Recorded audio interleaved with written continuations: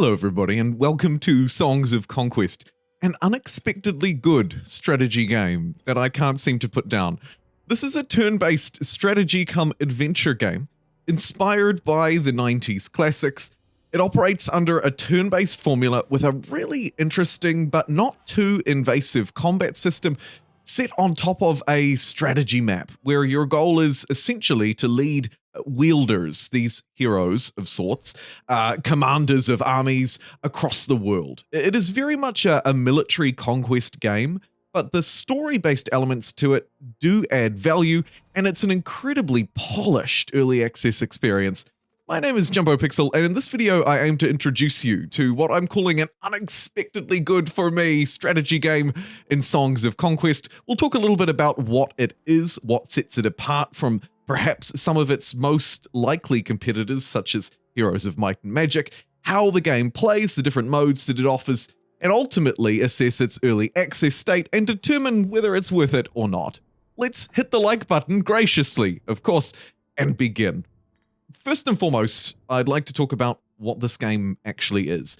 As you will have noted already in my introduction, it is a strategy game at its core, with a combat system that can be, as you can see on screen, auto-resolved through a sort of quick resolve function, or you can jump in to these manual fights where you'll lead your wielder's army of units, relatively simply stacked, as you can see. They're sort of all in one based on their unit type. You command them across a small battlefield like this, potentially assisted by magic and spells, indeed songs of conquest to buff your troops, and you'll move them along. They will of course have their unique functions and play abilities, right? So ranged units, melee units, so on and so forth. The game seems to really favor high ground versus low ground and sort of that dynamic element to the map, but it really keeps it fairly straightforward, as you can see. It's not pulling a lot of overly complicated punches, but what it does very well. It's smooth, it's bright, it's engaging, it's fun to play, and the addition of magic and extra buffs and benefits as you move through the game make it all the more enjoyable. Beyond the combat though, and while this is a military conquest game, the combat itself doesn't necessarily take huge precedent. You can, of course, move through and really auto-resolve everything. It's actually about kingdom management alongside that tactical combat. And you'll see a little bit later in the video that one of the game's other modes really focuses in on that a little bit more, perhaps. As you move across the dynamic world, you can have multiple wielders or multiple sort of armies or parties, if you want to think about them that way. They'll move across, get gear, upgrades. Really, the desire here is to hunt down these crucial artifacts, these massive upgrades, and of course, ultimately, control the world, control the map, control the villages that you have. You can develop them with cities and infrastructures. There's a little bit of an economic management, a resource management and extraction system that is actually present in every setting. When I say a little bit of a system, I mean it's a little bit present everywhere you go, and that is ultimately experienced in the very sort of kingdom management, city management functions that I'll show you again a little later in this video. The game is played across 4 different modes, essentially. You have a campaign mode, a story-driven mode accompanied by this kind of combat. This is the mode you're seeing me play at the moment. The story elements to the game are very good. There are currently 2 fully fledged campaign modes. There are more in the works.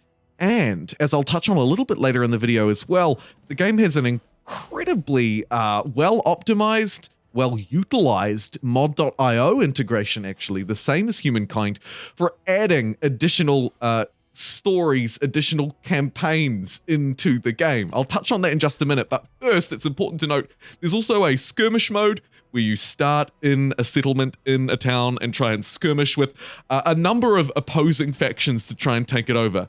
There are currently 4 sort of overall factions in the game. Each faction has its own sort of unique units from a roster of the same number, and then within that you have access to different wielders or heroes.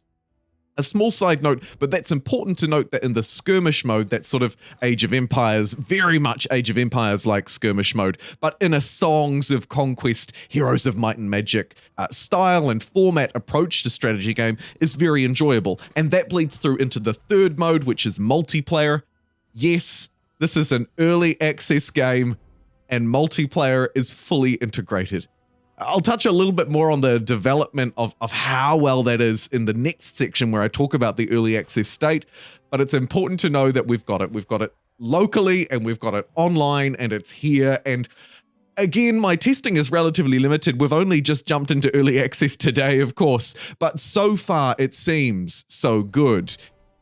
And I have an answer to why that might be in my next section as well. But finally, the fourth how to play this game feature is that mod, that level editing function itself. Whether you're creating it just for your own experience or creating something to share with others, it's important to know that the editor in this game is very impressive. If you're editing your own campaign, you can add in your own story and your own soundtrack to drive these story-driven elements that you're seeing me interact with here as I move through different rounds of the game, finding different resources to claim for myself, perhaps interacting with other characters and triggering some story elements in the world as well. This is really where the campaign and the exploration, the sort of adventure, and it's got definitely a roguelike feel comes in. And you can customize all of this gameplay and all of this inside of the editor. I'm really keen to see how that plays out. Of course, like I say, it's very early days, but so far I have nothing but good things to say about the 4 different ways to play Songs of Conquest. Moving along now, let's talk a little bit about its early access state then. We know the ways to play, but what's coming ahead? This is important, of course, because the game has just released. It has a release date on Steam of the 11th of May 2022 into early access. The developers have said, first and foremost, that this early access period will likely last for around 1 year, but that depends on feedback from players. It's really important to note, though, that this is an incredibly polished early access experience.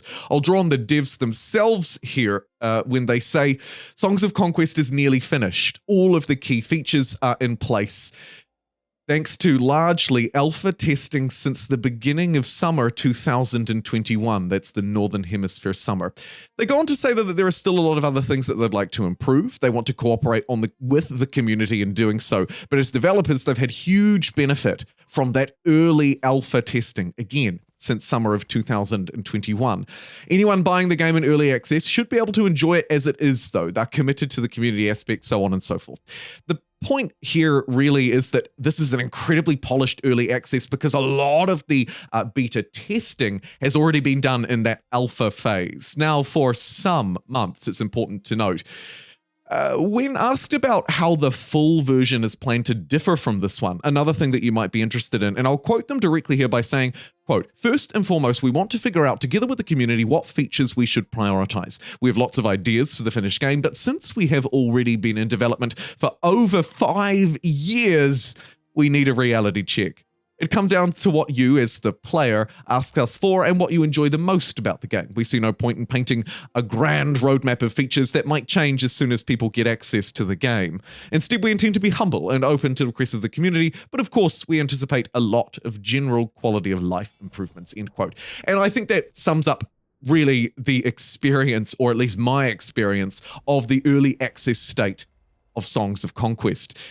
Not only has it been in a lengthy alpha testing, and if you go and have a look at the very positive so far reviews on Steam, you'll note that some people have an incredible number of hours already in this game, and that's thanks to that lengthy alpha development. Moreover, the game's been in development for some 5 years, and it shows. It shows not just in this combat screen, which is colorful and engaging to look at, despite the game's 90s-inspired 2D pixel graphics style. I acknowledge, not to everyone's taste. In fact, honestly, not even to my taste. Yet I look past it with relative ease. The combat sequences here are pretty to look at. They're engaging. The cutscenes work. The soundtrack and the game's sound effects work. They're not too invasive, though. A battle doesn't take too long. It lets you get back to the world and back to the story to get more gear to find the next battle. What you're seeing here is now the skirmish mode, a little look into, and I'll cut a little bit here to jump ahead to different sections, but this is essentially how it starts.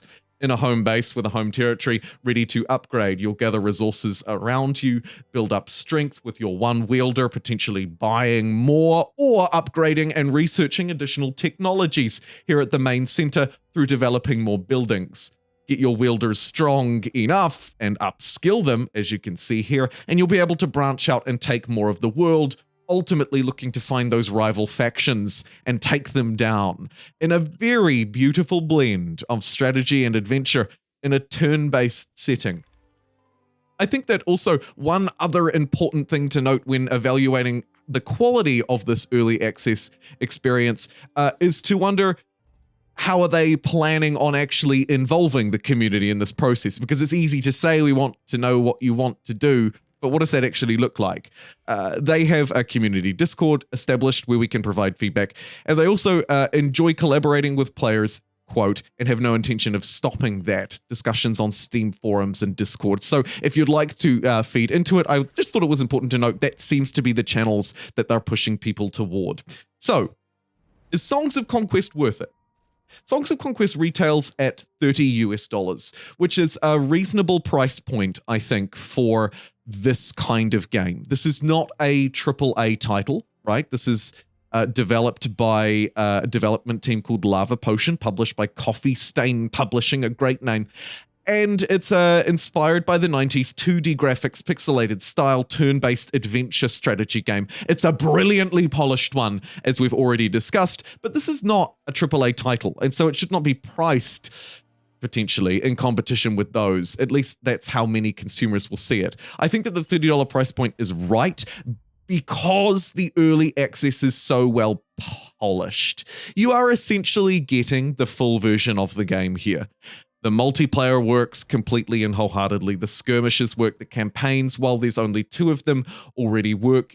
We'll likely see more added across what they've signaled as a 1-year early access period. They've definitely told us we'll get more. And with the addition of a really, really impressive modding and development sort of publishing underneath it, a community-led publishing underneath it, I think that this is a reasonable price point of entry. I would be disappointed to see the price creep up any further, though, because I think what we're getting here is an incredibly well-polished, incredibly fun and enjoyable experience of a strategy game in Songs of Conquest. Well designed, fairly well balanced. The AI is competitive enough, although some cracks I think do start to emerge. But overall, this is an incredibly well polished experience that I do think, if you're interested in this kind of game, particularly if you're interested in Heroes of Might and Magic, you will very much enjoy Songs of Conquest, even in its early access state, largely due to the fact that this is an incredibly well-polished, well-developed early access experience. And I think that the developers behind it, Lavapotion, should be proud of the early access version that they've delivered. This is very strong. I would recommend it to you, and I do think it's worth it if you enjoy strategy games. Even if you're someone like me who's a little bit on the fence with this kind of genre, maybe you're less experienced with Heroes of Might and Magic, I think you could very much enjoy this one. I can't recommend Songs of Conquest highly enough. If you'd like to see me play it more, I'd be happy to try it out on some live streams. Either way, that'll do for me. I'll see you next time.